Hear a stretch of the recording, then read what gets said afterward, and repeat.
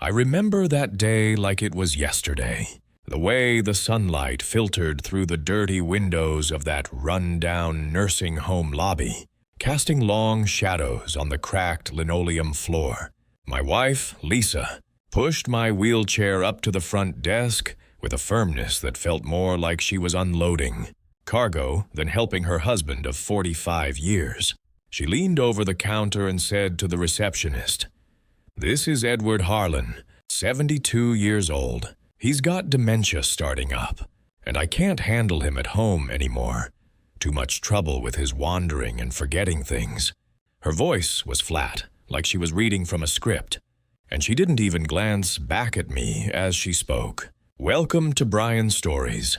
I share new life stories here every day, and I'd really appreciate it if you hit subscribe and liked my video. Drop a comment down below, telling me where you're watching from and what time it is for you right now. I read every single comment, and it helps me to know I'm not alone in this."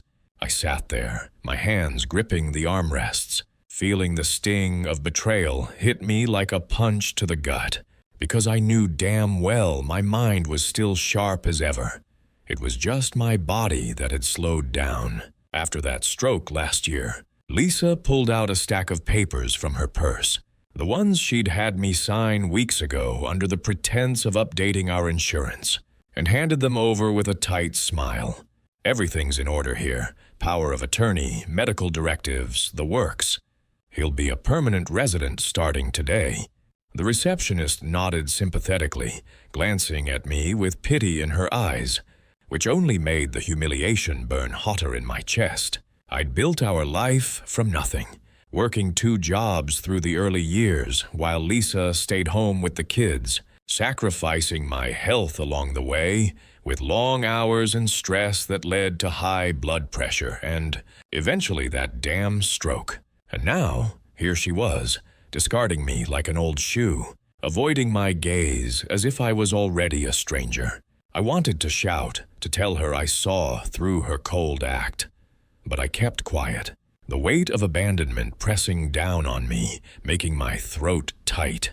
As she turned to leave, Lisa finally looked at me, her eyes empty of the warmth we'd shared in our younger days, back when we'd laugh over dinner or plan family vacations. "This is for the best, Edward. You'll get the care you need here." But her words felt hollow, laced with the emotional neglect that had crept into our marriage over the last decade. Her growing distance. The late nights she claimed were for book club or volunteering, while I sat alone, wondering where the woman I married had gone. The door swung shut behind her, and I was left in that sterile lobby, the smells of antiseptic and overcooked food filling the air, my heart aching from the raw injustice of it all. How could she do this after everything? The staff wheeled me to my room, a tiny space with peeling wallpaper and a bed that sagged in the middle. And as they helped me settle in, I felt like unwanted baggage tossed aside. The isolation hit hard, echoing the years I'd endured her indifference, building resentment that now fueled a quiet fire inside me. That first night, lying in the unfamiliar bed, I stared at the ceiling, replaying her words in my head. The betrayal wasn't just about the nursing home. It was the culmination of feeling invisible in my own home, where my sacrifices went unacknowledged and her selfishness took center stage. I'd given up promotions to be there for the family, only to be repaid with this public discard, like I was a burden rather than a partner. The humiliation gnawed at me, knowing our friends and relatives would hear about it soon, painting me as the feeble old man who couldn't take care of himself. But deep down, amid the pain, a spark of something else flickered. The knowledge that she had no idea about my secret investments, the ones I'd kept hidden to protect our future. For now, though, I let the outrage simmer, drawing the audience into my suffering, making them feel the crushing weight of being wronged by the one person who should have had my back. The next morning, a nurse came in with breakfast on a tray, lukewarm oatmeal and weak coffee, and asked how I was, settling in. "It's okay," I muttered, forcing a weak smile. But inside, the emotional neglect from Lisa replayed like a bad movie, reminding me of holidays where she'd prioritize her social circle over us, leaving me to handle everything alone. I'd endured it all, thinking loyalty would win out. But now, abandoned in this cheap facility, the fear of vulnerability in old age hit home. Who wants to imagine their spouse turning on them when they need support most? The staff's pitying looks only amplified it, as if I was already fading away. Yet, as I picked at the food, I clung to that hidden truth, the one that would turn this nightmare around someday. The days blurred together in that nursing home after Lisa dropped me off, with the routine of meals, meds, and the occasional check-in from nurses who treated me like I was already half gone. I kept to myself, mostly, watching the other residents shuffle through the halls, their eyes distant, and it made me think about how I'd ended up here, betrayed by the one person who'd vowed to stand by me. A week in, I got a visit from Lisa, but it wasn't the kind where she brought flowers or asked how I was doing. She showed up with a notary and a folder full of documents, her face set in that determined look I'd seen when she wanted something bad. She pulled up a chair next to my bed, the room smelling like stale air and the faint lemon cleaner they used on the floors, and spread out the papers on the small tray table. "Edward, we need to finalize a few things," she said, her voice all business, like we were at a bank instead of what felt like my prison. I looked at her, noticing how she wouldn't meet my eyes for more than a second, and asked, "What things? I thought everything was handled when you brought me here." She sighed, flipping through the pages, and replied, "It's about your condition. The doctor says your dementia is progressing, and you can't manage the finances anymore. I'm taking over with the power of attorney we set up. It's for your own good, to make sure bills get paid and the house doesn't fall apart." I felt that stab of betrayal deepen as she explained it, because I knew my mind was fine. I just had some memory lapses from the stroke meds, nothing like full-blown dementia. But there she was, using it as an excuse to grab control. And I sensed the financial exploitation right away, the way her hands moved quickly over the forms, like she couldn't wait to lock it in. "Sign here and here," she instructed, pushing a pen toward me, her tone impatient. I hesitated, my hand shaking a bit from the weakness in my arm, and muttered, "Lisa, we've been together 45 years. You sure this is necessary?" She nodded firmly, saying, "Yes, Edward. You wander at night, forget where you are.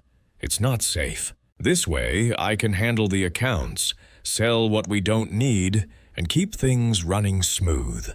As I signed, pretending to be more confused than I was, I watched her closely, noting how she double-checked the notary's stamp before folding everything away. She was transferring our joint assets to her name under that power of attorney guise, claiming it was to protect me, but I could see the greed in her eyes, the same look she'd had when we'd argued about money lately, her pushing for vacations I couldn't afford on my pension. "There, that's done," she announced, standing up and smoothing her coat. I asked quietly, "What about the house? Our savings?" And she waved it off, replying, "I'll manage it all. You just focus on getting better here. This place is affordable, and it'll be fine." The notary left first, giving me a polite nod, and then Lisa lingered for a minute, but not to chat. She pulled out her phone and started texting someone, her fingers flying across the screen. I lay there, the bed creaking under me, feeling the abandonment settle in heavier, like a weight on my chest, because this wasn't just about the nursing home anymore. It was her systematically cutting me out of our life. "Who's that you're messaging?" I probed, trying to sound casual. But she pocketed the phone quick and said, "Just work stuff, nothing for you to worry about." Her evasion planted that seed of retaliation in me. I realized her moves were all about greed, especially over those secret investments I'd made years ago in real estate, ones she'd never known about because I'd kept them separate to surprise her one day. She finally headed for the door, pausing to say, "I'll visit soon, maybe bring the kids next time." Geez, but I knew that was a lie. Our 2 adult kids, Mark and Emily, had been distant lately, probably fed whatever stories she was telling them about my so-called decline. "Take care, Edward," she added, her voice lacking any real warmth, and as the door clicked shut, I stared at the wall, the fluorescent lights buzzing overhead. The emotional neglect hit me hard then, remembering how our marriage had cooled over the years, her prioritizing her job and friends while I handled the home front, sacrificing my own dreams for stability. Now, she was exploiting that trust, transferring assets without a second thought, and it amplified the humiliation of being stuck here, treated like a child who couldn't handle his own affairs. I didn't fight back yet, keeping silent as I processed it all. But inside, the tension built like a storm gathering. The nursing home staff came in later with lunch, a bland sandwich and juice, and one nurse, a kind woman named Maria, asked, "How was your visit, Mr. Harlan?" I shrugged and said, "Fine, just family business." She smiled sympathetically, replying, "It's good she comes. Some folks here don't get visitors at all." Her words stung, highlighting my isolation, but they also fueled my quiet observation of Lisa's betrayal, how she'd rushed the process, eager to lock in her control. I thought about those secret investments again, the ones tied to a chain of properties I'd bought quietly during my working years, and realized she had no clue they even existed, let alone that this very nursing home was part of it. That afternoon, I wheeled myself to the common area, where old sitcoms played on a fuzzy TV, and overheard 2 residents complaining about their families doing similar things, taking over, finances and vanishing. It made me angry, not just for me, but for all of us discarded like that. And I whispered to myself, "She thinks she's won, but she's got no idea." The seed was planted deep now, retaliation brewing as I planned to stay quiet a bit longer, watching her next moves. Maria stopped by again, offering a magazine, and said, "If you need anything, just ask." I nodded, thanking her, but my mind was on Lisa's greed. How she'd manipulated the doctor for that dementia claim, probably bribed or pressured him, given her connections from her real estate job. By evening, as the sun set through the barred windows, casting orange glows on the faded curtains, I felt the audience's anger building right along with mine, the raw injustice of a wife turning on her husband after decades, exploiting his vulnerability for financial gain.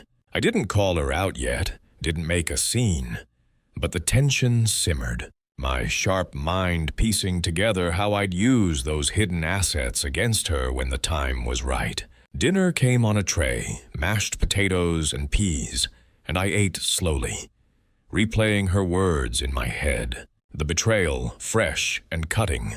This was just the beginning of the conflict, her formal move to seize everything, leaving me abandoned but not broken.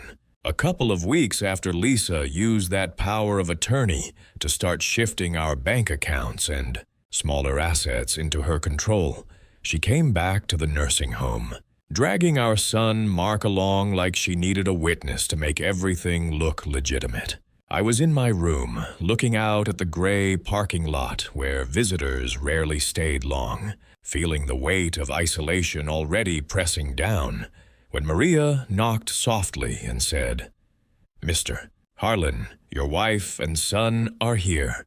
I wheeled myself closer to the door, my arms aching from the effort, but my mind still clear as day, and saw Lisa step in with that same determined expression, her bag slung over her shoulder. Mark followed, his hands in his pockets, not meeting my eyes right away, which told me something was off. Lisa sat down on the edge of the bed, pulling out a fresh set of documents and laying them out on the tray table with a practiced efficiency. "Edward, we have to get your signature on this consent form for the cabin sale," she said, her voice steady but insistent. I glanced at the papers. A consent to sale and voluntary acknowledgement form, and felt a chill run through me because I knew her power of attorney gave her a lot of leeway. But for joint real estate like our vacation cabin, she needed this to make it look like I was agreeing willingly, avoiding any red flags with the bank or our lawyer that might scream abuse of power. "Why do I need to sign this? You've got the POA already," I asked, keeping my tone neutral even as the betrayal hit harder, realizing this was her escalating things to lock me out completely. She leaned in a bit, replying, "It's just to confirm you're on board, shows you're still lucid, and it's all voluntary. The realtor needs it to move forward smoothly." Mark shifted by the window, his face tense, and I could see the hesitation in how he avoided looking directly at me, like he was torn inside. Lisa turned to him and said, "Mark, tell your father this is for the best. With his signs of decline, we can't risk the family finances tanking if something happens." He cleared his throat, finally meeting my gaze for a second before dropping it again, and muttered, "Yeah, Dad, Mom's right. She's been showing me the doctor's notes, those snippets about your memory lapses and confusion after the stroke. It's scary thinking about the bills piling up if we don't sell the cabin now." I felt the humiliation burn in my chest, sitting there while my own son parroted her lines. But I could tell from his fidgeting and the way he glanced at Lisa for approval that she was pressuring him hard, probably repeating those signs of decline over and over at home, scaring him with talk of financial ruin and how it would tarnish our family's reputation if things dragged out in court. "Why bring Mark into this?" I asked quietly, my hands gripping the wheelchair arms as I stared at the form, understanding this was a dangerous step up from her last visit. She wasn't just controlling money now, but forcing my hand on big assets to keep her hands clean legally. Lisa smoothed the paper and said, "Because the family's involved, Edward. Mark and Emily need to know we're handling this right, especially with your condition progressing." Mark nodded slowly, but his voice cracked a little as he added, "Dad, Mom mentioned how you've been forgetting important dates, like our anniversary calls, and the wandering. She said the nursing home reported it too. We don't want to lose the house or anything because of delays." I suspected those doctor's notes were just cherry-picked snippets, maybe from a quick checkup she'd arranged without me, not a full diagnosis. But without seeing the whole thing, I couldn't prove it yet.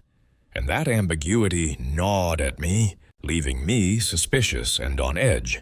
As I picked up the pen, pretending my hand shook more from confusion than anger, Lisa watched closely, her eyes sharp. "Sign here, and it'll be done quick," she urged, and I did, feeling the isolation deepen as Mark stood there, his internal conflict plain in how he bit his lip and looked away again, clearly manipulated by her constant warnings about our finances and reputation crumbling if I didn't cooperate. "There, that's it," Lisa announced, folding the consent form away with satisfaction. Knowing this voluntary acknowledgement would make the sale ironclad and bolster her story, that I was still somewhat aware but needed her guidance. Mark finally spoke up on his own, his voice softer. "Dad, this sucks, but Mom says it's to protect everyone. Emily's worried too. She called me last night after Mom filled her in. I looked at him and said, "Son, you really believe I'm that far gone?" He hesitated, glancing at Lisa, and replied, "The notes make it sound bad, and Mom's been stressing how it could affect our inheritance and the family's name if we wait." Lisa stood up then, tucking her bag under her arm, and added, "I've been updating the relatives. Edward, your sister, the cousins. They're all hearing about your dementia from the doctor's reports, and they agree this is necessary." The emotional neglect slammed into me like a wave. Her spreading those rumors to paint me as incompetent, turning my own family against me to isolate me further and strip away any shred of my reputation as the reliable provider I'd always been. Mark gave me a half hug, awkward and quick, saying, "We'll visit soon, Dad. Just rest up." But as they left, I overheard Lisa whispering to him in the hall, "See how he questioned everything? That's the decline. Talking. We did the right thing, getting that." Signature. Alone again, I wheeled back to the window, the fading light matching the pressure building inside me, humiliated by how she'd dragged Mark into her web, using manipulated snippets of medical notes to make her case airtight on the surface. Maria came in with my meds later, noticing my silence, and asked, "Tough visit?" I nodded and said, "Yeah, more papers to sign. Family thinks I'm losing it." She handed me the pills, replying, "Hang in there. Sometimes things aren't what they seem." Her words were kind, but they couldn't lift the weight of betrayal. Knowing Lisa was escalating by involving the kids and relatives, spreading her one-sided interpretation of my condition to ensure no one questioned her moves. That night, lying in the dim room with the hum of the hallway lights outside, the higher conflict pressed down harder, my reputation crumbling as whispers of dementia spread through our circle, leaving me with no calls from Emily or my sister, just echoing silence in this cheap facility. I'd built that cabin weekends at a time, sacrificing family trips for it. And now Lisa was selling it off with my forced consent, all while keeping up her legal facade. The isolation felt absolute, stripped of assets and prestige. But I observed it all quietly, remembering every detail of her manipulation, the way she'd pressured Mark with financial fears and reputation threats, turning him into an unwilling accomplice without making him seem foolish. The next morning, Emily called briefly, her voice hesitant as she said, "Dad, Mom told me about the cabin papers. Sounds like it's needed with your health stuff." I tried to respond. "It's not as bad as she says, honey." But she cut in quickly. "I gotta run, work calls, love you." The line went dead, amplifying the loss. Lisa's rumors working perfectly to push me into near total solitude. In the common area later, sipping weak coffee, I overheard residents sharing similar stories of family betrayals, and it fueled my quiet resolve amid the pain.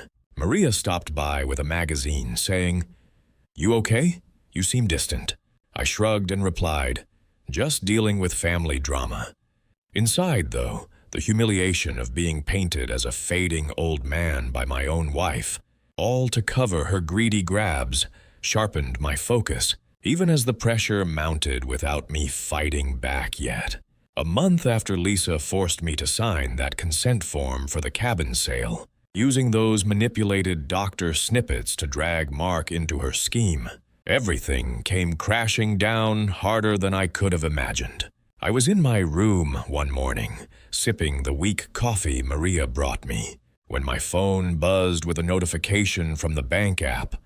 Access denied. Accounts frozen to me, but not to her. I tried logging in again, my fingers trembling on the screen, from frustration more than weakness, and got the same error, realizing she'd used the power of attorney to cut me off completely, transferring the last of our joint savings into accounts only she controlled. "What the hell?" I muttered to myself, wheeling over to the window where the parking lot sat empty. No visitors in sight, and felt the abandonment sink in like a stone in my gut. Maria knocked then, her face concerned as she handed me my meds and asked, "You okay, mister? Harlan, you look upset." I shook my head and replied, "Just some bank trouble. My wife handled it, I guess." By afternoon, it got worse. Emily called, her voice distant and clipped over the line. "Dad, Mom sold the cabin yesterday. The money's going toward your care here," she said. I gripped the phone tighter, the humiliation burning as I pictured our family weekends there. The place I'd built with sweat and overtime pay, now gone without me even seeing the check. "She didn't tell me it was final," I said quietly, but Emily sighed and replied, "Well, with your condition, she thought it was best not to stress you. And the house is next. She's listing it to downsize." The words hit like a slap, cast out from my own home, the one I'd paid the mortgage on for decades while Lisa managed her career, and now she was selling it off, leaving me with nothing but this run-down room and its sagging bed. "Emily, come visit. We can talk about this," I urged, but she hesitated and said, "I'm busy with work, Dad. Mom says you're not up for it anyway with the dementia stuff. Love you. Gotta go." The call ended, amplifying the isolation. No kids coming by. Relatives silent after Lisa's rumors spread. That evening, Mark texted instead of calling, a short message popping up. "Mom transferred the accounts fully to her name. It's for the bills, Dad. She showed me more doctor notes. Your memory tests were bad." I stared at the screen, the emotional humiliation peaking as I realized she'd convinced him completely, her pressure about finances and family reputation turning my son against me, making me feel like a burden discarded in this cheap facility. I wheeled to the common area, where a few residents watched TV, their faces blank, and one old woman glanced at me with pity, saying, "Family troubles? Mine sold my house too. Left me here alone." Her words echoed my pain, the severe loss of everything I'd sacrificed for, health included, now repaid with total abandonment and financial ruin that felt irreversible. "Yeah, something like that," I replied softly. But inside, the outrage boiled. Knowing Lisa was out there living our life while I rotted here with no access to funds or home. The next day, a letter arrived from our lawyer, forwarded by the nursing home staff, and I opened it with shaking hands, reading how Lisa had initiated the house sale, citing my incapacity. Under the power of attorney and attaching those same ambiguous doctor snippets as proof. "This can't be legal," I whispered, but without money for my own lawyer, I was stuck, isolated with no visitors. The staff's sympathetic looks only deepening the humiliation of being seen as the feeble old man, whose wife had to take over. Maria came by with lunch, a dry sandwich and fruit, and noticed the letter asking, "Bad news?" I nodded and said, "My wife's selling our house, says I'm too far gone to handle it." She frowned, replying, "That's rough. Some families do that, think they're helping, but it hurts." Her kindness couldn't ease the sting, the emotional toll of reflecting on a life of hard work now stripped away, leaving me alone in this place with its antiseptic smells and echoing halls. As the week dragged on, the hits kept coming. My sister called finally, but her tone was wary. "Edward, Lisa told me about your decline. The doctor's reports sound serious. She's handling the assets to protect you, right?"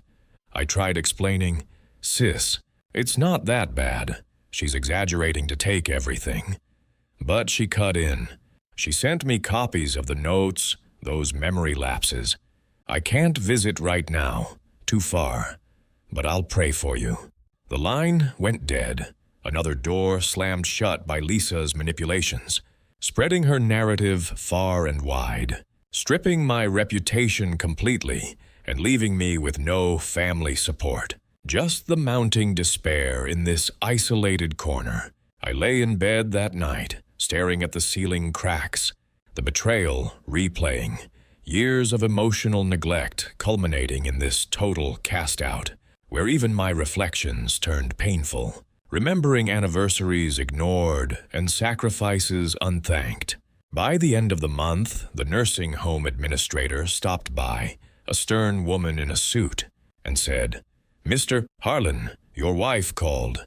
Payments are covered for now, but she's cutting extras like the private room if costs rise." I felt the final humiliation then, reduced to begging for basics in a place I couldn't afford on my own. With no bank access and home sold off, the severe emotional weight making me question if I'd ever climb out. "Thanks for letting me know," I replied flatly. But inside, the outrage at her greed peaked, portraying the despair of elderly exploitation where family turns predator, betrayal feeling like an endless pit. Maria checked on me later, bringing tea, and said, "You haven't had visitors in weeks. Want me to call someone?" I shook my head and muttered, "No point, they believe her stories." She patted my shoulder gently, replying, "Hang in there, things can turn around." The isolation gnawed constantly now, no calls from Mark or Emily, relatives siding with Lisa after her rumor campaign, leaving me alone with staff pity that only amplified the rock-bottom feeling. I'd endured her distance for years, thinking it was just life.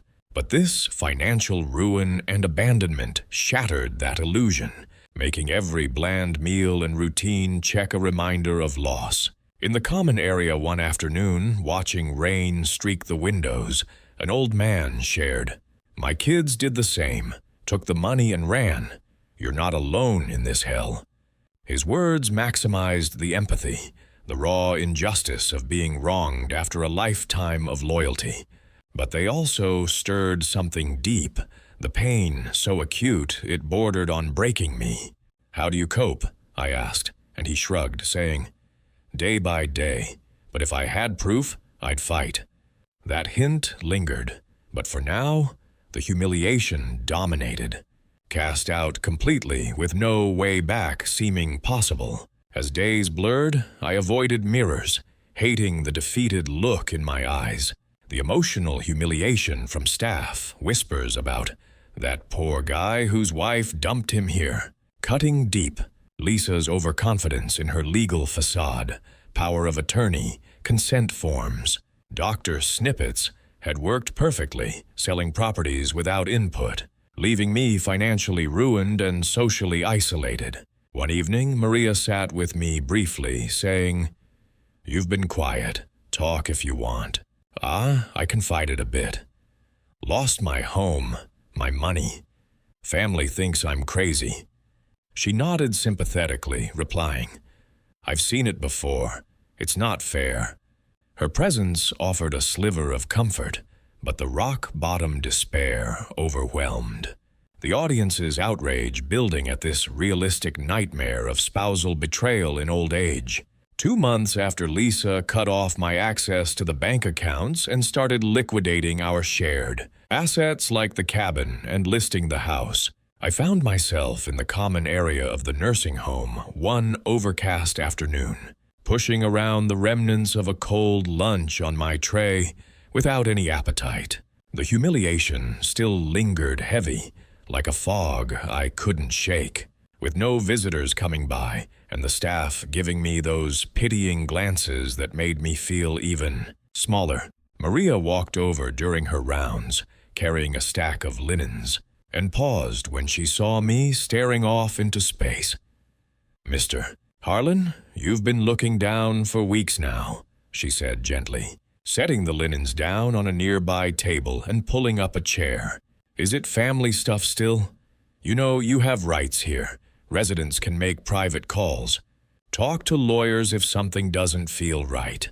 I looked at her, this nurse who'd been kind from day one, and felt a flicker of something beyond the despair, a clarity starting to cut through the emotional haze as I realized I didn't have to just accept this anymore.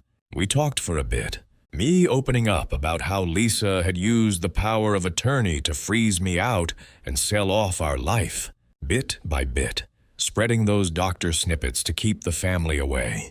Maria listened patiently, nodding as she folded a towel absent-mindedly, and shared, "I've seen it before with other residents, spouses taking control, but some fought back by getting legal help early, proving things weren't as they seemed. One lady here last year called her old attorney quietly and turned things around with the right documents. Her words hit me square, reminding me of my own rights to private communication and advice, and I felt the self-pity start to crack, replaced by a quiet resolve to stop wallowing and do something. "You think I could still reach out to someone?" I asked, my voice low but steadier. She thought for a moment and replied, "Sure, as long as it's discreet. I have an old flip phone I don't use much. Bought it with cash years ago for emergencies. You can borrow it if you promise to keep it safe and return it. No one's number on it, just basic calling." I nodded gratefully, the gesture feeling like the first real step out of the pit, and she slipped it to me under the table, adding, "Just be careful who you talk to. Make sure it's someone you trust." Back in my room that evening, with the rain tapping steadily against the window and the hallway lights casting a dim glow, I held the phone in my hands, turning it over as the clarity sharpened into a decision. I was done playing the victim, done letting Lisa's betrayal define my days. I'd play weak around anyone who visited, act more confused than I was, but quietly start gathering whatever information I could to challenge this mess. The emotional weight of the humiliation still pressed down, but now it fueled a focused plan instead of drowning me, shifting toward a quiet hope that maybe I could reclaim some control. I dialed an old number from memory, one I'd kept in my head from my working years, and waited as it rang, my heart pounding but my mind clear for the first time in months. "Jim speaking," came the voice on the other end, and I took a breath before replying. "Jim, it's Edward Harlan, your old client from the firm days. Been a long time." He paused, then said warmly, "Edward? Man, it's good to hear from you. What's going on? Last I heard through the grapevine, you had a stroke. Everything okay?" I explained the situation carefully. The power of attorney, the asset transfers, the sales without my real input, and how Lisa had used those ambiguous doctor notes to isolate me. Jim listened without interrupting, then responded professionally. "Sounds concerning, Edward. Power of attorney can be abused, but we can't jump to conclusions without evidence. Start by noting any irregularities you've seen, like dates on documents that don't match or transfers you didn't authorize. I'll send over some preliminary stuff, bank statement copies if I can access them through public channels marked as attorney-client privileged mail. It'll come in a plain envelope, like a magazine subscription, so it doesn't raise flags." I felt a surge of resolve hearing his measured advice, knowing this was just the beginning. No big revelations yet, but enough to confirm something might be wrong. We talked a little more, Jim emphasizing, "Gather what you can quietly. Keep a log of visits, conversations, anything off.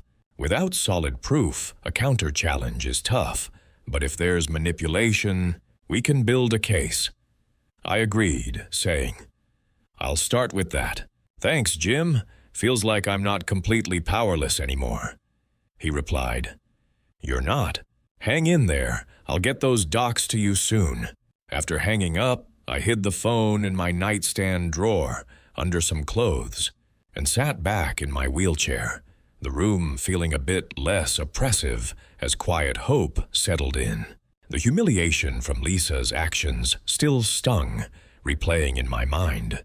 The frozen accounts, the sold cabin, the distant kids. But now I had a path, deciding to observe everything more closely, play along as the weak old man while piecing together signs of irregularities. The next day, Maria checked in during breakfast, handing me my tray with a subtle nod. "How'd that phone work out?" she asked quietly, glancing around. I whispered back, "Fine, talked to an old lawyer friend. He's sending some info." She smiled faintly and said, "Good. Remember, you've got rights to that privacy. Just keep it low-key." Her encouragement reinforced my awakening, turning the neglect I'd endured into motivation without making her part of any scheme. I spent the afternoon jotting notes in a small pad I'd gotten from the activity room, dates of Lisa's visits, the rushed signatures, odd comments about finances that didn't add up. Nothing concrete yet, just initial clues hinting at something off, like transfers happening faster than normal. The clarity grew as I reviewed them, resolving to stay hidden and collect more before acting. By evening, as I wheeled to the window watching the sunset fade, the emotional arc felt complete for the moment. From the deep humiliation of loss to this newfound resolve. A quiet hope flickering that I could steer things back. I wasn't out of the woods, still weak physically and isolated in this run-down place, but for the first time, I'd taken the wheel, deciding to fight smart instead of surrendering. Maria stopped by one last time before shift end, saying, "You look a little better today, mister. Harlan, keep that up." I nodded and replied, "Trying to? Thanks for the push." Oh, as she left, I tucked away my notes, knowing the road ahead was long, but at least I was moving. A few weeks after that initial call with Jim and jotting down those first irregularities in my notebook, I sat in my room one morning, waiting for the hallway to quiet down after the nurses finished their checks. The old flip phone Maria had lent me was tucked in my pocket, a simple thing for basic calls that didn't draw attention, and I pulled it out only when I was sure no one was around. The tension built inside me as I reviewed the bank statement copies Jim had sent in that plain envelope, marked attorney-client, privileged to keep it low-key. I spread them on my tray table under the window light, comparing the signatures on those asset transfers to ones I remembered from old checks I'd signed. Before the stroke, my real handwriting had a steady loop on the E and a firm cross on the H, but these looked shaky and off, like someone had traced them poorly, especially on dates when I was already here in the home and couldn't have signed anything.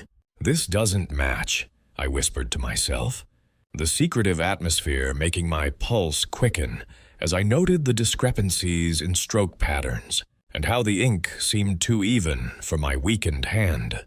The betrayal pain hit fresh, knowing Lisa must have faked them to rush the grabs, but I kept it all hidden, gathering these clues quietly while she had no idea. I dialed Jim on the flip phone later that afternoon, wheeling into the bathroom for some privacy with the door cracked just enough to hear if anyone approached.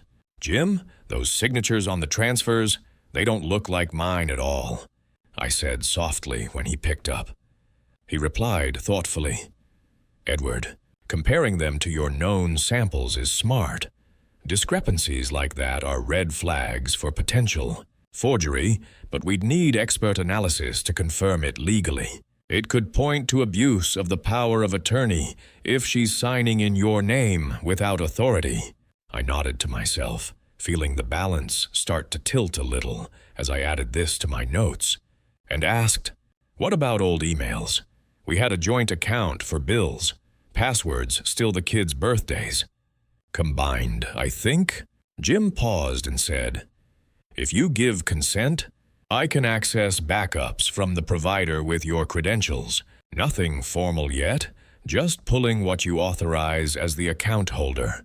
I gave him the details right then, my voice steady despite the tense knot in my stomach. And he promised, "I'll check and send copies if anything stands out. Stay discreet, no telling who she might have watching." Maria knocked gently that evening while I was pretending to read a magazine in the common area, her shift ending soon. "Mr. Harlan, mail came for you.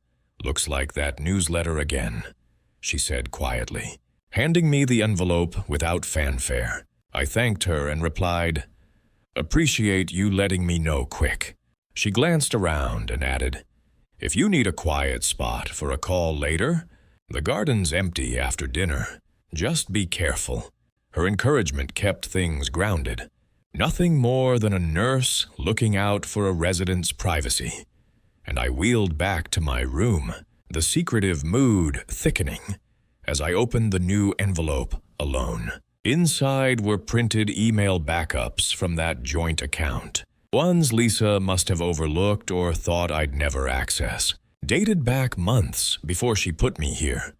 Messages to a guy named Robert, full of affectionate talk about our plans once the money's free, and divorcing Edward after the assets transfer. The emotional stab was sharp, realizing her affair had motivated the whole embezzlement scheme, siphoning our funds for a new life, while she played the caring wife. I stared at the pages, the tense quiet of the room amplifying my anger, but I filed them away with the bank docs, her overconfidence in leaving that trail now working against her. The next morning, I called Jim again from the garden. Sitting under a tree where the birds covered any faint sounds, the flip phone pressed to my ear. "Got the emails, shows her affair with this Robert, planning to take the money," I told him, keeping my tone even. Jim responded professionally. "That's strong motive evidence, Edward, especially if it links to unauthorized transfers. We'll connect the dots later, but this shifts things, proves intent beyond just managing your care." I felt the balance edging more in my favor. These pieces coming together without her suspecting a thing. And I brought up my secret investments next. What about those old real estate holdings?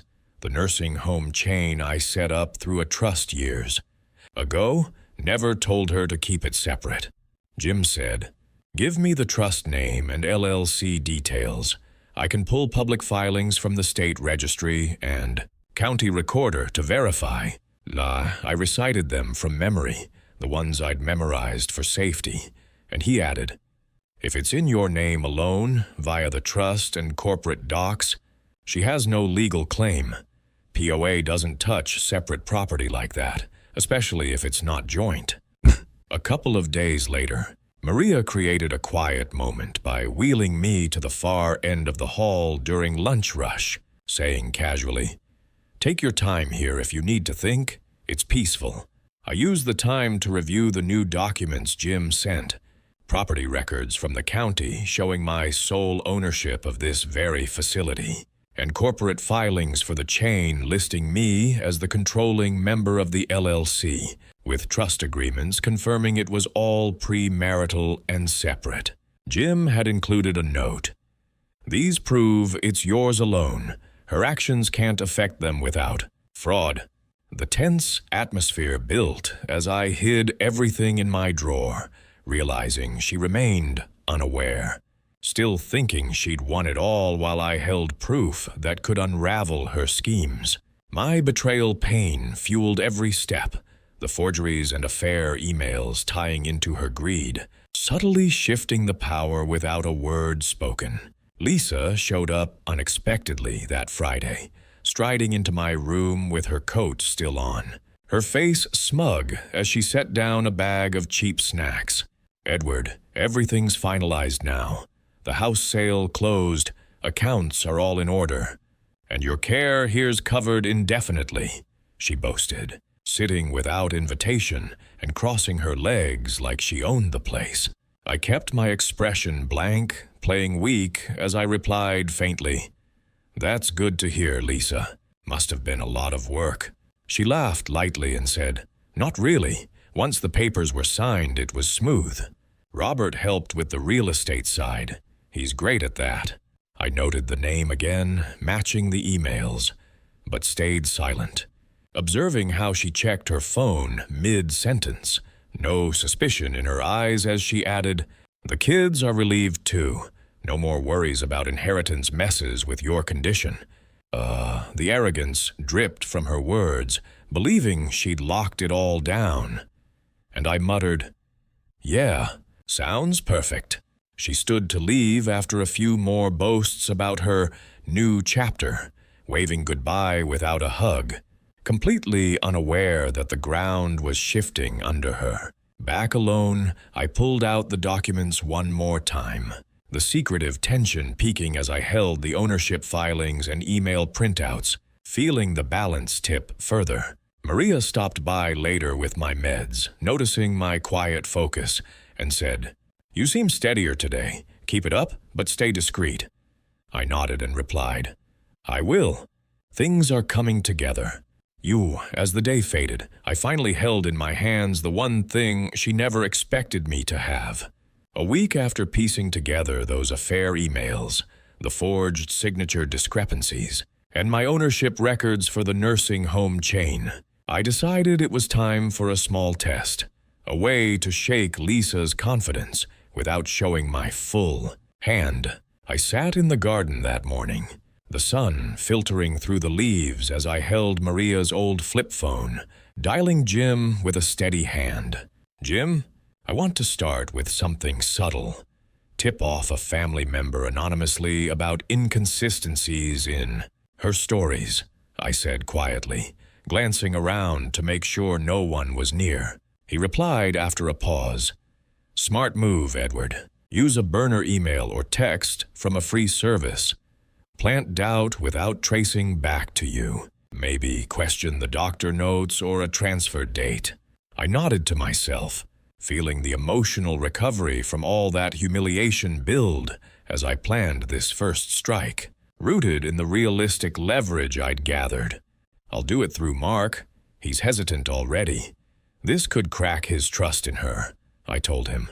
And Jim added, "Keep it vague at first. We don't want her destroying more evidence." Back in my room that afternoon, I used the phone to set up a free anonymous text service, typing out a short message to Mark. "Check the dates on Dad's asset transfers. Some don't add up. With when he was admitted. Doctor notes might be off too. Concerned family friend." I hit send, my heart racing but my mind clear, knowing this would plant distrust without full exposure, testing how she'd react. Maria came by with lunch, noticing my focused look, and asked, "Everything okay, Mr. Harlan? You seem energized." I smiled faintly and replied, "Just handling some old business. Thanks for the quiet spots." She set the tray down and said, "Good. Stay strong. If she visits, remember to play it." Her words amplified my resolve, turning the years of neglect into this calculated move, satisfying that need for the first taste of justice after all her betrayals. Mark called me later that evening, his voice tense over the line as I answered from my bed, pretending to sound weaker than I felt. "Dad, I got this weird text.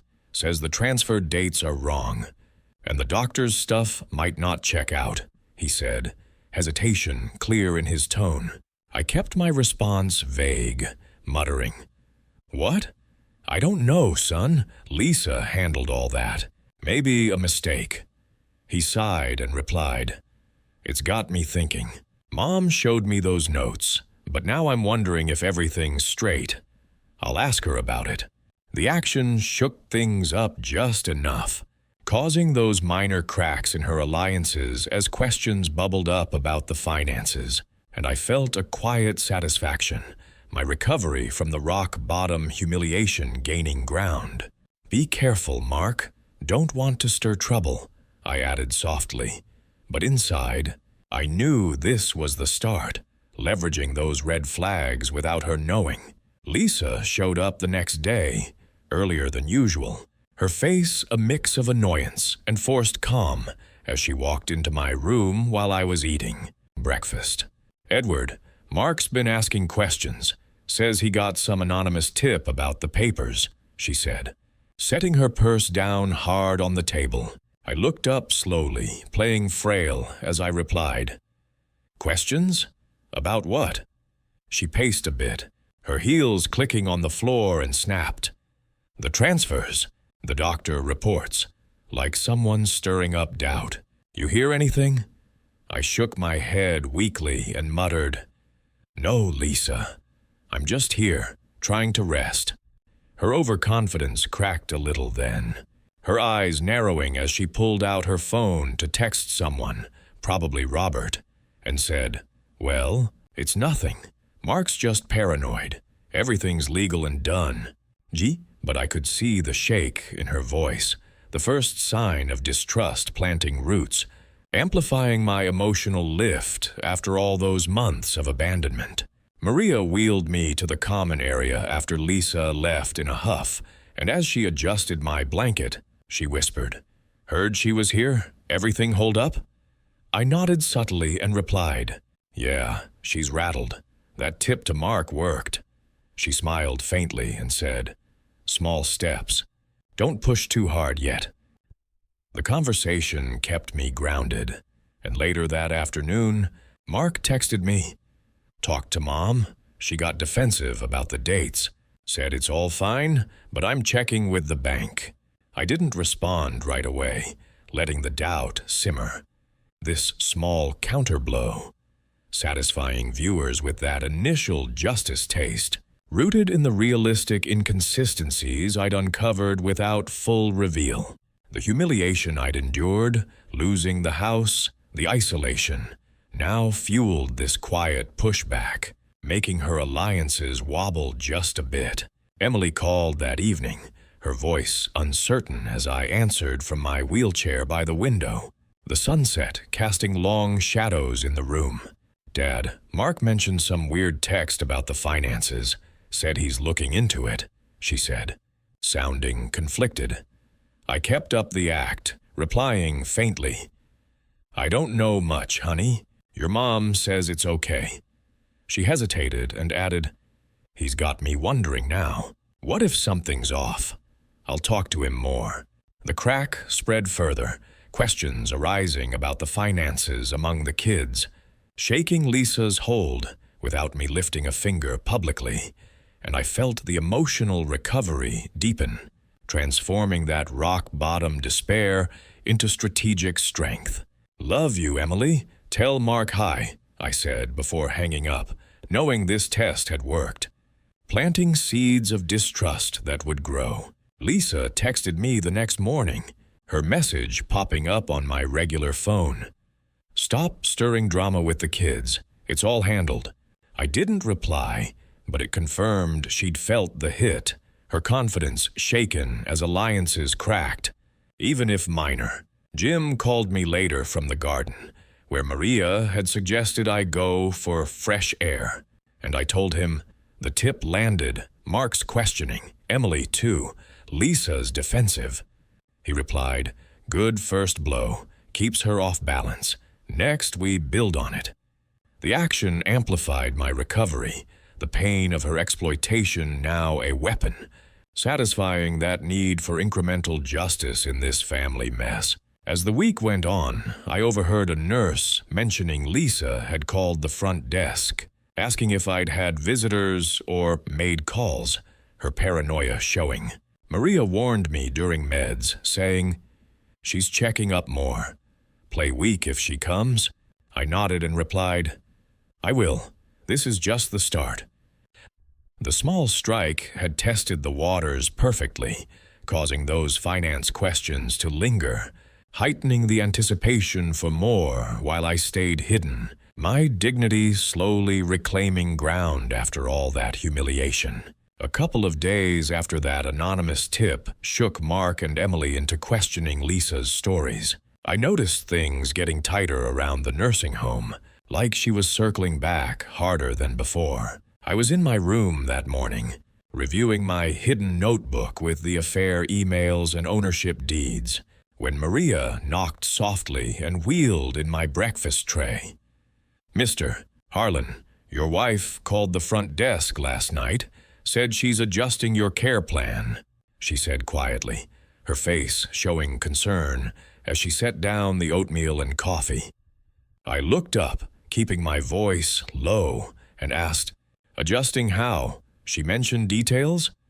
Maria shook her head and replied, "Just that costs are rising, and she might cut some extras. Be careful," she sounded agitated. I nodded, feeling that old abandonment creep back in, but I muttered, "Thanks for the heads up. I'll play it weak if she shows." She patted my arm gently before leaving, saying, "You do that. Families like this, they fight dirty when cornered." By afternoon, the sabotage escalated when I got a call from the administrator's office. They summoned me down. The hall in my wheelchair, where the stern woman in charge sat behind her desk with a folder open. "Mr. Harlan, we've received instructions from your power of attorney holder, your wife, to review your medical coverage here," she explained, her tone professional but distant as she flipped through papers. I gripped the armrests, sensing Lisa's hand in this, and asked, "What kind of review? Everything's been fine."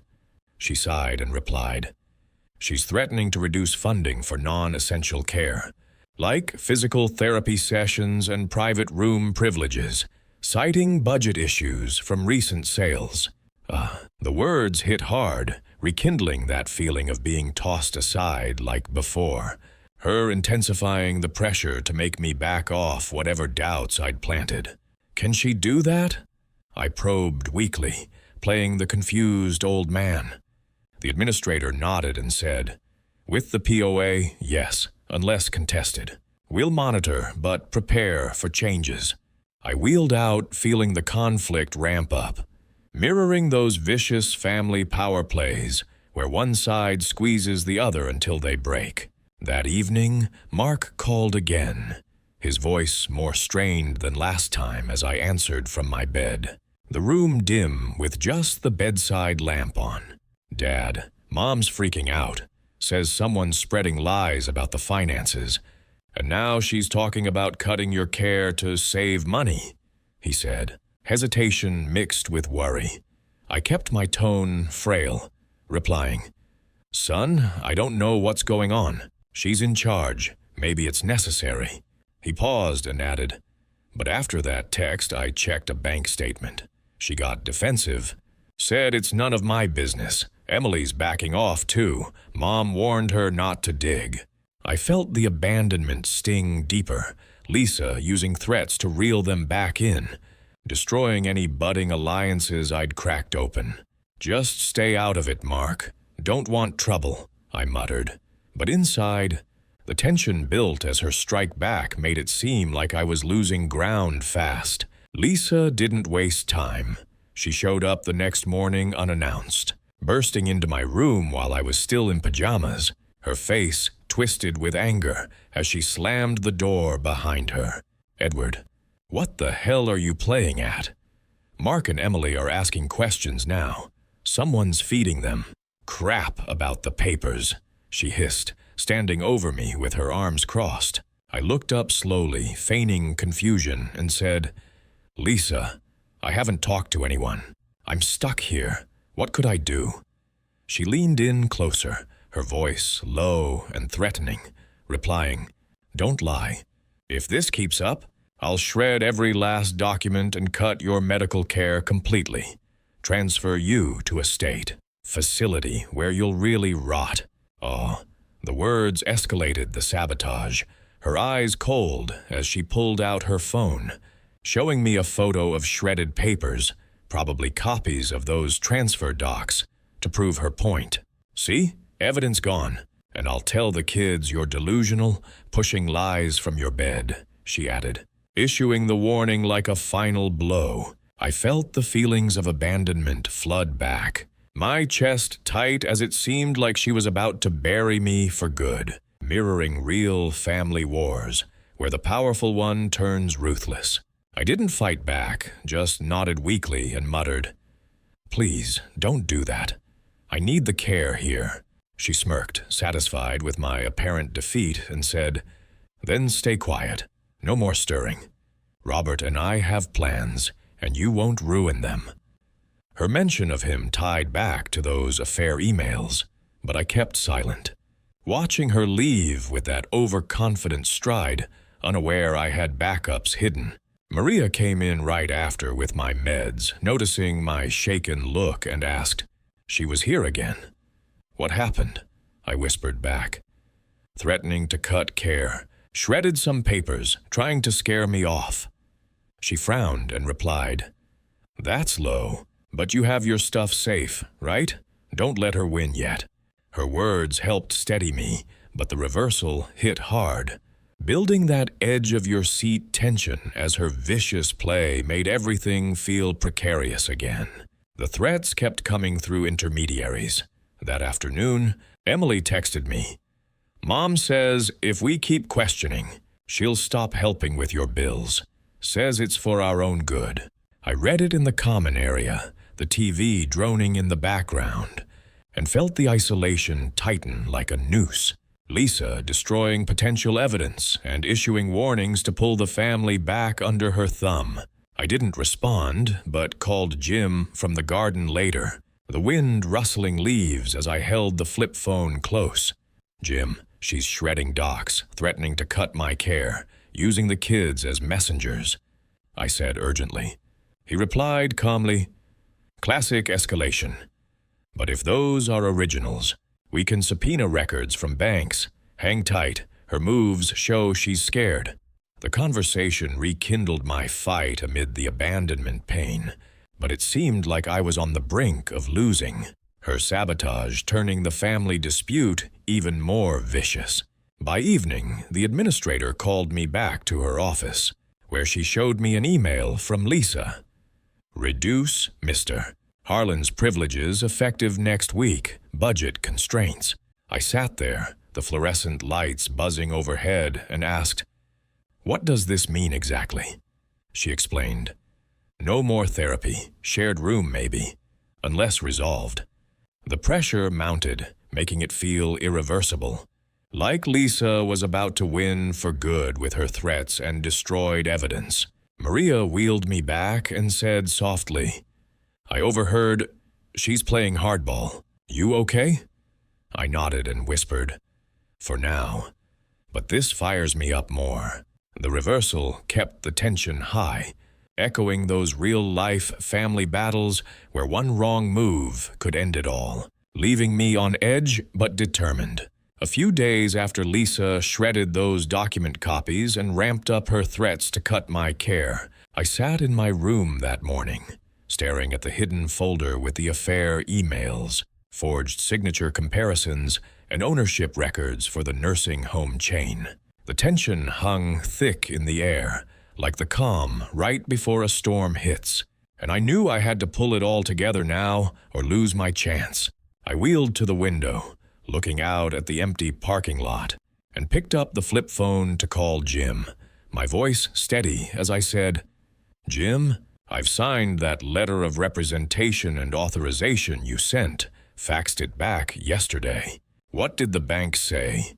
He replied promptly, explaining, "They released the transaction history and internal logs under standard protocols for suspected POA abuse. Shows clear unauthorized transfers to her personal account. Timed right after your admission here." I felt a quiet surge of control then, those bank records locking in the embezzlement proof alongside everything else, transforming the pain from her betrayal into this building power as I jotted down the details in my notebook. Maria came by with my meds a little later, noticing how I was more alert than usual as she handed me the pills and water. "Mr. Harlan, you look like you've got something on your mind. Need a quiet space today?" she asked gently, keeping her voice low. I nodded and said, "Actually, could you let the activities coordinator know I'd like to reserve the lounge for a family visit this weekend? Just say it's for reconciliation." She agreed without pushing, replying, "Sure, I'll pass it on. Reserving rooms is standard for visitors. Hope it goes well. Her simple help kept things professional, giving me the space I needed without getting too involved. And after she left, I made the call to Mark, my hand gripping the phone as I dialed his number directly. "Son, I want to set up a family meeting here at the home this Saturday. Time to reconcile before things get worse," I said, keeping my tone weak and tired to avoid suspicion. He paused for a second, then replied, "Dad, that might be good. Emily and I were talking, Aunt Sue too. She's been asking questions after what I told her about the finances. I'll organize it, get everyone there." The pieces started clicking into place as I followed up with Emily right after, wheeling back to my bed to rest my arms from the effort. "Honey, your brother's setting a meeting here Saturday. Want to see you all? Clear the air?" I told her softly when she picked up. She sounded a bit hesitant but warm, saying, "Okay, Dad, I'll come with my husband. Mom's been weird lately, but if it's for reconciliation, she'll show. Love you." I hung up, feeling the tension coil tighter, securing these family invites without any anonymous tricks, and then called Jim again that afternoon from the garden, the birds chirping overhead as I kept watch for staff. "Jim, submit that preliminary report to Adult Protective Services. The elder abuse investigator can wait. Nearby if needed, or attend if we invite them as a neutral party," I instructed, my mind sharp on the logistics. He confirmed, replying, "Done. I've shared the bank logs and your authorization. They're prepared to step in once evidence is presented, focusing on the financial abuse angle. No undercover stuff, just official protocol." Lisa learned about the meeting through Mark that evening, and she called me right away, her voice dripping with that familiar arrogance as I answered from my chair by the lamp. "Edward, Mark says you're calling a family meeting for reconciliation. What's this really about? You're weak, probably not long left." "Fine, I'll come to hear your final words," she said, sounding convinced I was fading fast. I kept my response frail and pleading, replying, "Lisa, no tricks, just miss the family. Want to say goodbye properly. Clear any bad feelings?" She laughed shortly and added, "All right, but everything's legalized perfectly. No changing that now. Robert thinks it's pointless, but I'll be there to keep things civil." Her overconfidence shone through, believing she'd locked down the assets and silenced the doubts, with no clue about my chain ownership or the bank logs tying her transfers to embezzlement. I muttered back, "Thanks, see you Saturday," and hung up, the calm atmosphere in the room masking the storm I was building. My pain from the isolation now a focused drive to set this all right. The next morning, Jim emailed me the notary's statement through a secure link I accessed on the nursing home's shared computer during a quiet hour. Maria had mentioned the lounge was free if I needed it for personal time. The statement detailed how Lisa had rushed the signing of that consent form, answering questions for me and not giving me time to read fully, with the notary noting in her journal that I seemed coerced and uncomfortable, like I wasn't fully consenting. "This ties in the pressure tactics," I whispered to myself, adding it to my evidence folder. The discrepancies in those forged signatures now backed by this witness account without any improper dementia claims. I called my sister Sue right after, my voice trembling a bit for effect as I said, "Sis, come to the meeting Saturday. Family needs to gather, reconcile before it's too late." She agreed quickly, replying, "I'll be there. Edward, Mark mentioned the odd finances. Maybe we can sort it." With her on board, and possibly the cousins if she spread the word, the group was solid. Kids, spouses, relatives, all under the pretense of family peace. That afternoon, Maria let me know the lounge was reserved through the coordinator, saying casually as she brought my lunch, "Room's set for Saturday. should fit everyone comfortably. I thanked her and replied, "Appreciate it. Keeps things simple." The setup felt complete now, with the APS investigator prepared to join if called in during the meeting, based on Jim's report of suspected abuse, and my folder holding everything: the affair emails proving motive, bank logs showing embezzlement, notary's account of coercion, signature discrepancies as red flags, and ownership records confirming the chain was mine alone. I wheeled to the mirror, practicing my weak posture, holding back the full reveals to drop them at the perfect moment before everyone: family, relatives, and authorities if needed. Emily texted me later. "Dad, confirmed for Saturday. Aunt Sue's coming too. Mom's acting like it's a bother, but she'll be there." I didn't reply, letting the calm build. My empowerment from all the endured neglect peaking as I arranged this confrontation. On Friday, Jim called to confirm, his voice steady as I answered from the common area, pretending to watch TV. "Edward, investigators on standby. Can attend openly as an APS rep if you introduce them as helping with elder concerns," he said. I agreed and replied, "Perfect. Folder's ready. We'll hold the big stuff until all are in the room." The tension simmered under the surface, every detail locked in without her suspecting. And Lisa texted me that night. "See you tomorrow. Better be quick. I have plans."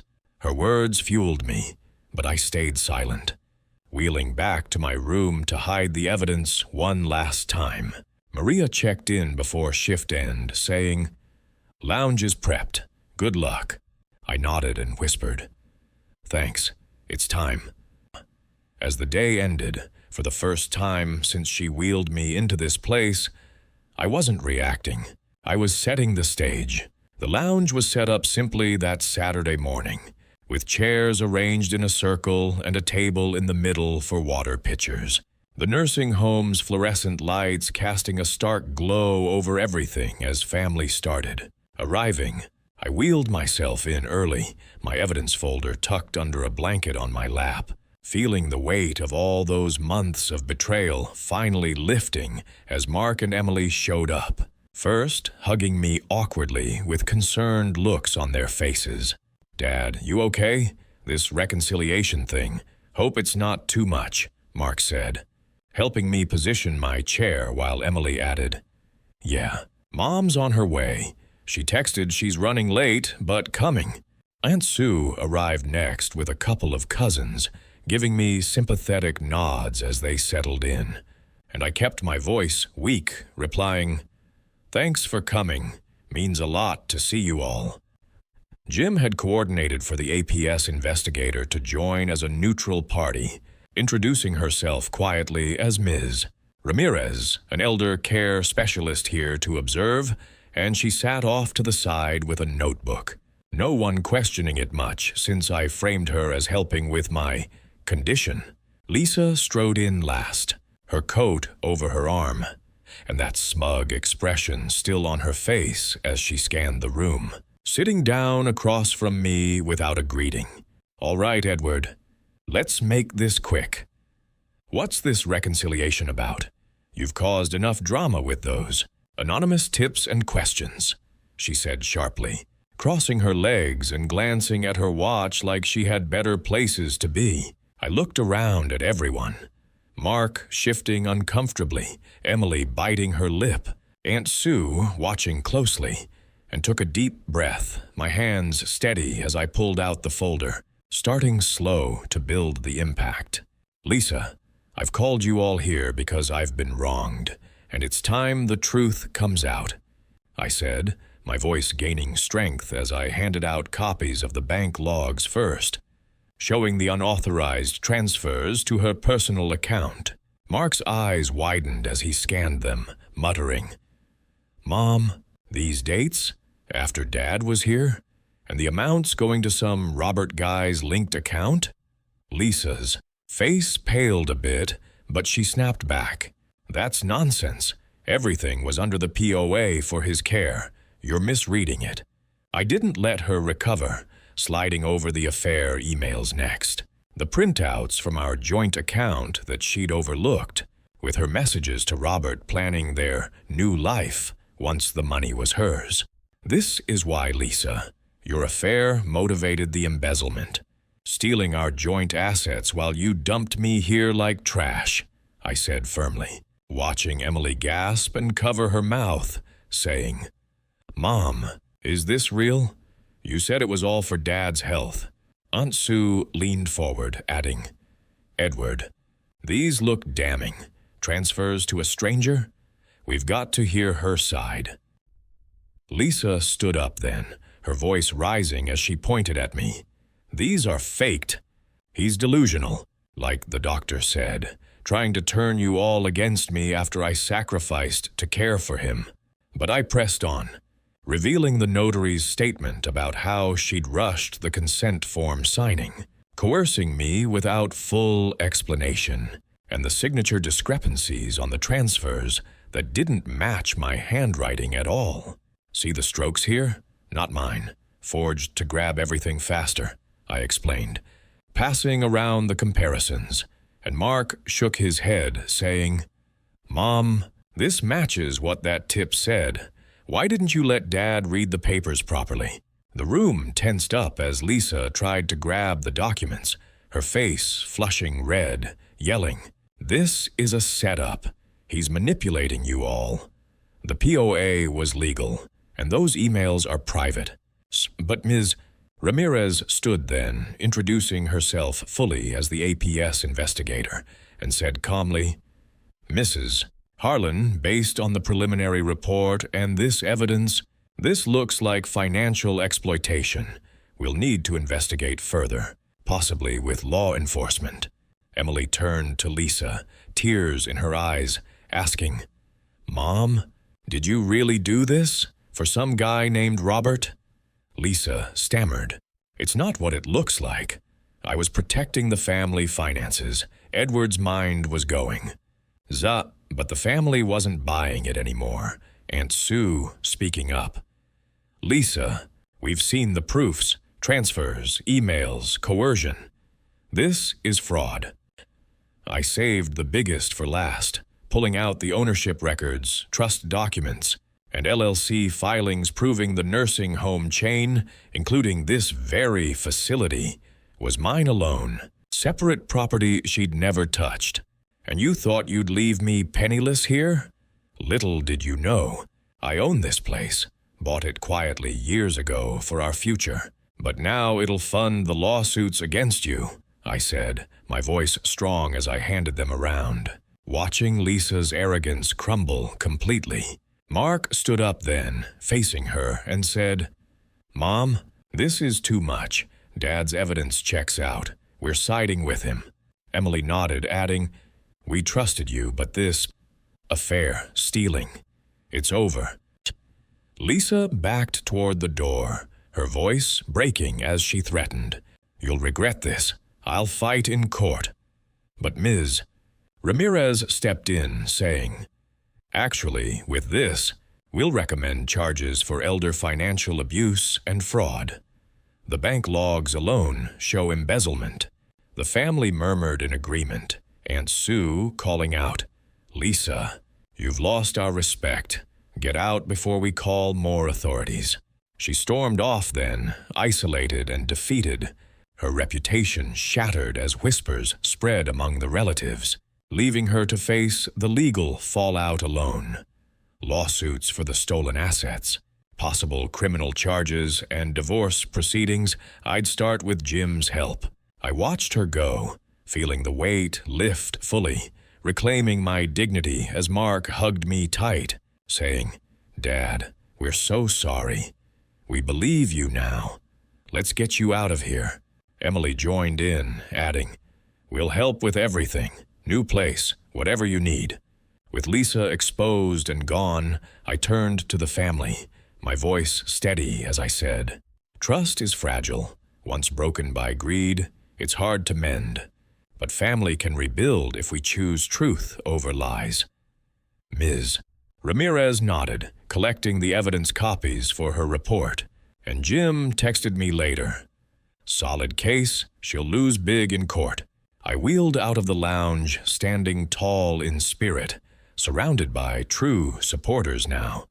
Beginning my new life with reclaimed assets and peace. The symbolic image of me owning the very walls that once trapped me, delivering that sharp lesson on greed's bitter cost in family bonds. Sometimes what we need isn't advice, but someone to stand by us and say, "That's enough." If this story brings you even a little relief, drop a comment down below telling me where you're watching from and what time it is for you, right? Now, I read every line, and I make these videos to remind you, you are not alone. On screen right now, you'll see 2 new stories I think you'll really enjoy. There are many more waiting for you on the channel, so don't forget to subscribe and hit the bell so you never miss one. See you in the next story. Until then, take care of yourself and the people you love. With all my love and respect.